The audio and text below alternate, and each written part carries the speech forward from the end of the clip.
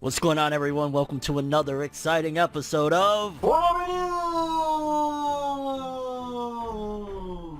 In today's episode, we've got some stories to talk about. Actually, this episode we got a wide variety. For starters, Blue Exorcist manga returns from its hiatus. We got an episode count on Megalo Box 2 Nomad anime. We got a sad farewell message from the artist of the Phantom Seer manga. We got a series that has just recently broke a Guinness World Record of manga. Yeah, we're gonna talk about that one. Got a couple of updates for Attack on Titan. Y'all know the manga ends in the next couple days, and yeah, we got a few updates to talk about. We got an update for the Boruto anime, a little teaser that came around a few months back. I want to say maybe a month or two now at this point. Funimation was recently hit with a lawsuit, and yeah, we got the outcome of that lawsuit, and yeah, it was kind of a little surprising. Big anime announcement for a series I'm not too familiar with, but it's called, I believe, A Couple of Cuckoos. Yeah, big anime announcement. Small update for Berserk alongside the unofficial Shonen Jump account knocking down rumors regarding Hunter x Hunter. We're gonna get into that one. And a pretty interesting look at Shueisha's initial print run for a lot of manga that have come out within the last couple years. So yeah, we got a packed house of stories. Without further ado, people, let's jump into another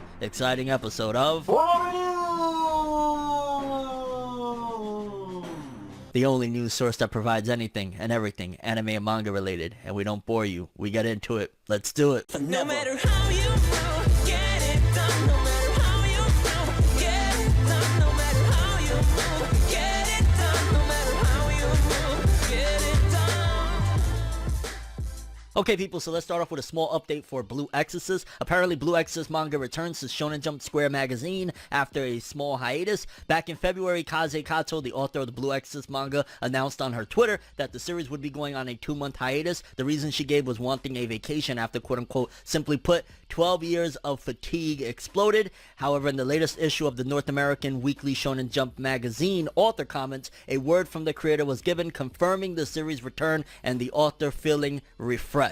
So if you're a Blue Exorcist fan, you've been hungry for a chapter the last couple months, she's back and feeling better than ever, and shout outs to her. I haven't realized that, wow, it's been 12 years of this manga running. I believe it's gotten, what, 2 anime adaptations at this point, or 2 seasons at the very least of the anime, so kudos to the author of Blue Exorcist. Next up, an update for the Megalo Box anime. Megalo Box 2 Nomad anime listed with 13 episodes. The Megalo Box 2 Nomad anime's official website listed the upcoming Blu-ray release of the series as having 13 episodes plus a new short anime. The set is scheduled to release July 28th in Japan. However, the anime has already started with the first episode debut, and I'll have a video hopefully within the next week or so talking about it. But fam, if you watched Megalo Box 1, I highly and strongly encourage you to get into Megalo Box 2 Nomad. Wow, this is like some adult shit, grown man shit. I ain't gonna lie, like I didn't expect when I clicked it on, like this might be anime of the season for me, just saying. But yeah, Megalo Box 2, 13 episodes with an original episode probably at the end of all this, or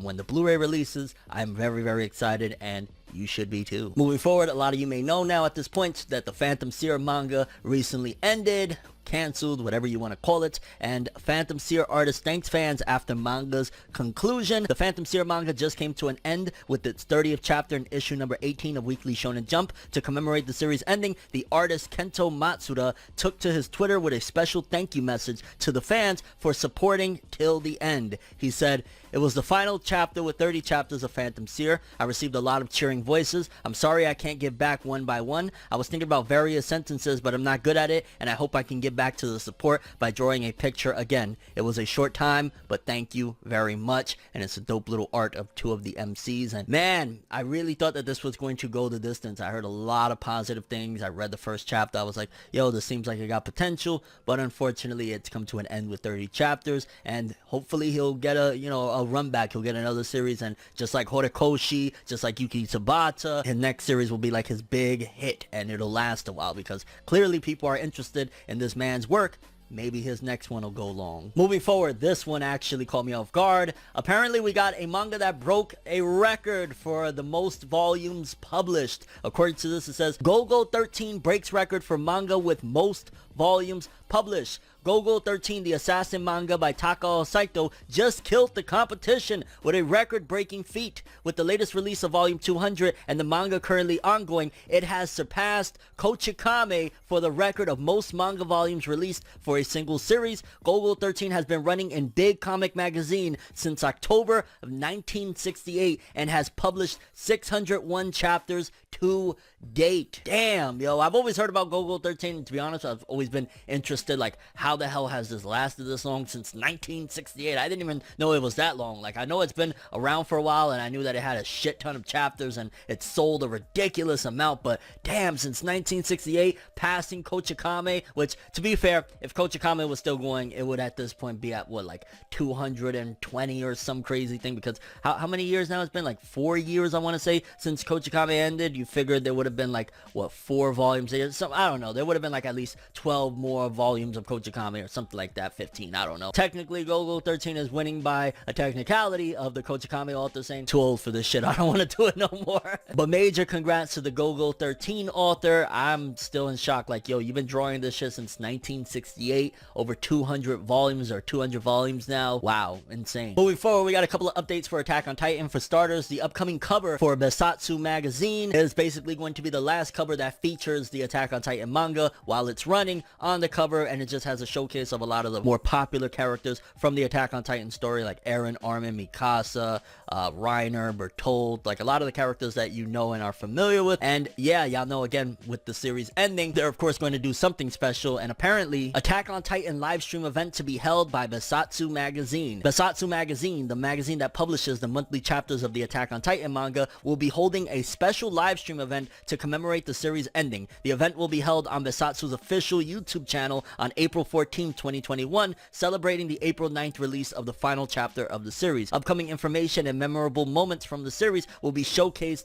during the broadcast, so we could potentially get some big announcement, what's to come. I mean, I don't see the series continuing, like, yo, sequel series, maybe I'm totally off on that. Like, if there was going to be a rebranding and a sequel series, I definitely think it would have been in between, you know, the big time skip that happened prior to like us getting to like the whole Marley situation. Like, that's where there would have been a quote-unquote sequel series. At best, maybe they might do a spin-off series or something, but I think it's safe to say that Hajime Isayama ain't going to be doing any more Attack on Titan, and this is going to be the end. I mean, the story is reaching a really crazy climax, and yeah, a few days away from Attack on Titan ending. It's still boggling my mind. Like, we're almost there, fam. Wow. But yeah, I'll definitely keep you guys updated on this live stream, and if anything comes out of it, any big information, any spin-offs, or just anything in general, maybe a movie, who knows what the heck they could announce. But we know for certain that the anime is getting its final season part 2 to wrap up the entirety of the adaptation. Next up, we got a small update for the Boruto anime. New Boruto anime advertisement teases Kawaki's clash with Kara. A new advertisement notification banner for the Boruto anime was released, and within it teased an upcoming event in the anime's future. Kawaki clash with Kara, which leads to the original story, is about to begin. Which, when they say things like that, which leads to the original story, means that we're probably going to get a lot of anime only stuff within it. I know people hate the word filler, so anime canon, whatever you call it, like, they're probably going to do that, which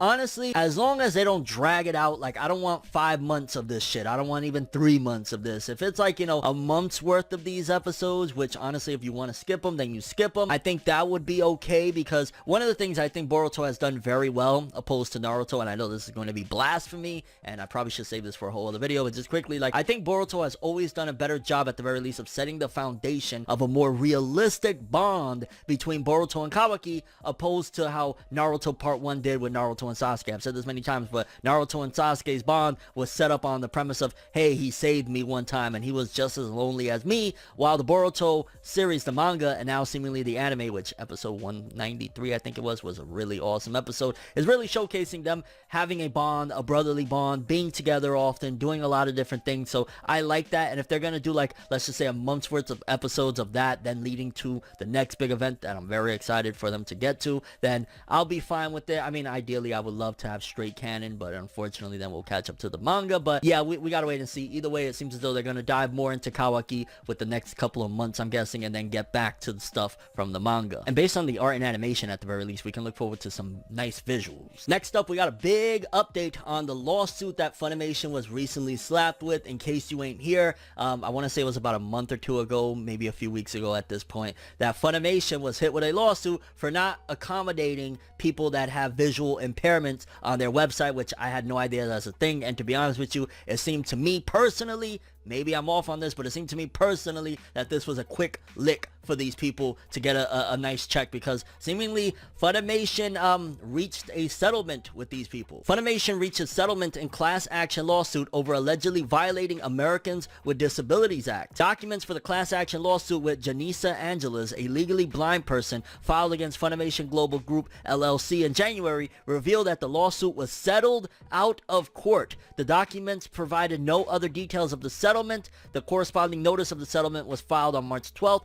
Funimation declined to comment with Anime News Network on the lawsuit settlement. Angeles filed the class action lawsuit against Funimation in the District Court of the Southern District of New York on January 13th. Okay, so yeah, this was a few months ago, on behalf of herself and all others similarly situated, alleging that Funimation's website violated the Americans with Disabilities Act. So I'm curious, is she going to be sharing that check with everybody that has visual impairments? Like, how's that work? Like, I'll be honest with you, it just seemed like a straight up a quick lick. Like a quick lick of like, oh shit, you know, there's a law loophole right here that we could get a check. And Funimation probably was like, we don't want to deal with the headache. Here's a couple $100,000, I'm guessing. Here's a couple $100,000. Go away now. That's probably what happened. And yeah, I'm all for, like, don't get me wrong, do things the right way, but this just seems like, what? And y'all know me, I'm not a shill for corporations or anything like that, but I call them as I see them, and this just seemed like a quick come up, get your bag. Hopefully it doesn't affect us in any way where they're like, yo, we gotta hike up the prices or some shit. Like,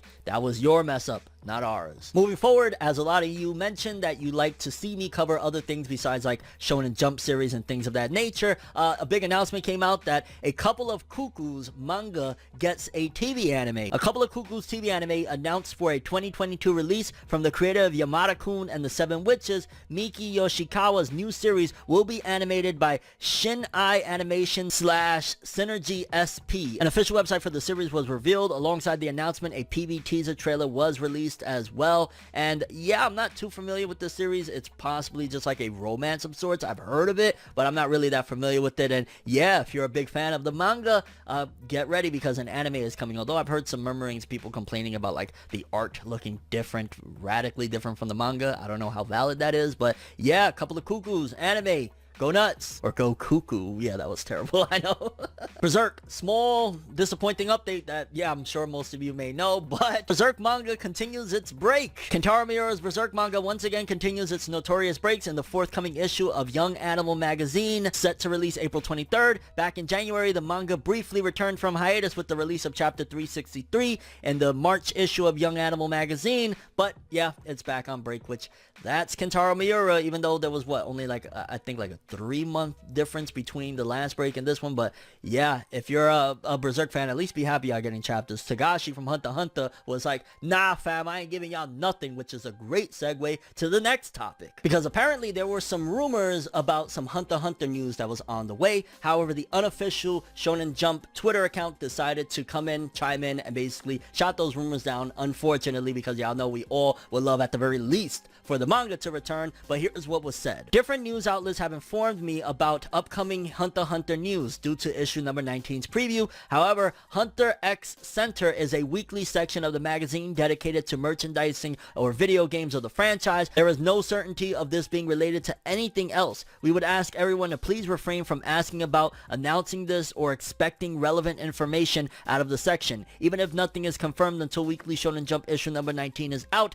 it's highly unlikely any of this is related to Hunter x Hunter's manga or anime. So basically some soul crushing news that we kind of already expected, that yeah, no Hunter x Hunter will be on its way, which is at this point such a shame. Like, I'll be real with you, like, I haven't read Hunter x Hunter, I don't know which hiatus it was. Like, the last stuff that I read was the really epic stuff, so, and I won't get into spoilers, but yeah, it's been a bit. I might just go back, reread everything from after the anime and just have a ball, like, you know, do it slowly so that way I have content, and maybe by then the manga will return, assuming that Yoshihiro Togashi hasn't completely given up. But as far as like the rumors going around of like some Hunter x Hunter return, as of right now, There's nothing solid or concrete, and it's just rumors, so yeah, don't expect anything. And lastly, some interesting stuff regarding Shueisha's initial print runs, basically them putting out volumes, the amount of volumes that they put into circulation. Shueisha highlights initial print runs from April 2020 to March 2021. At the top, of course, One Piece, although Demon Slayer is literally tied at 3.2 million, which I see a certain bias that any way that they can, and I don't care how anyone takes it, but any way that they can to make One Piece not look bad, they make sure to put Demon Slayer, because at the end of the day, One Piece is running out of legacy. Demon Slayer just came in and exploded with all his popularity. One Piece has been around for 20 plus years, so they do everything they possibly can to make sure that One Piece doesn't look completely blown out, despite the fact that the last couple of years of sales, Demon Slayer was nothing to mess with. But then, very interestingly enough, coming in at number 3, Jujutsu Kaisen with 1.5 million. So Jujutsu Kaisen, neck and neck, baby, let's go. And then following that is Kingdom at 1 million, Spy X Family at 1 million. Wow, Spy X Family. And these are all for just the volume. This is One Piece Volume 98. This is Kimetsu Volume 23. Jujutsu Volume 15. We're only Volume 15, and we're doing 1.5 million. A lot of that is attributed to manga is probably, to a certain degree, more popular than it's ever been, so there's that. But fam, Spy X Family don't even have an anime yet. That's crazy. And Kingdom has a botched anime, Promise Neverland. Ooh.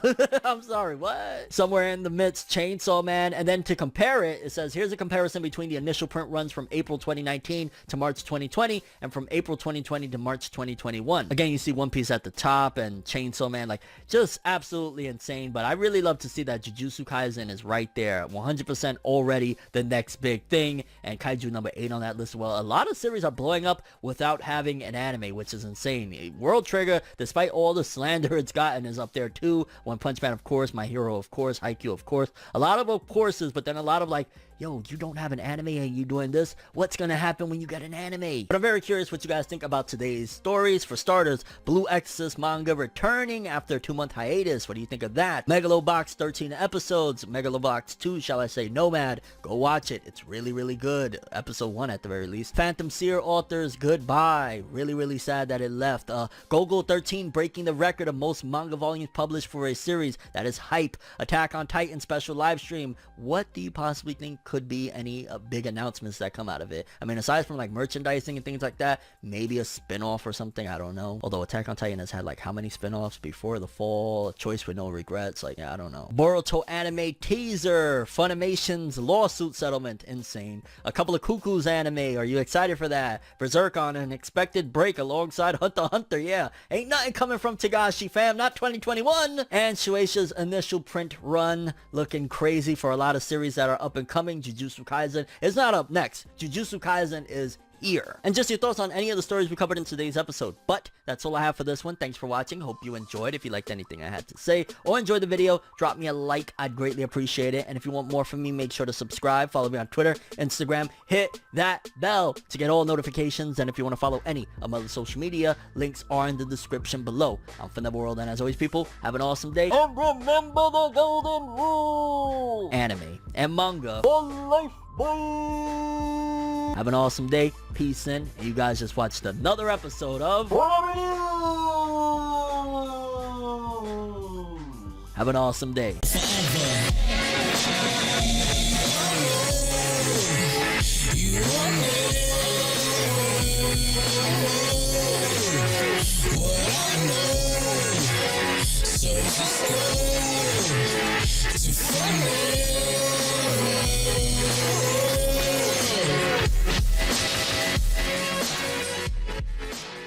Okay, people, it's down bad daddy, the Balenciaga blogger here live.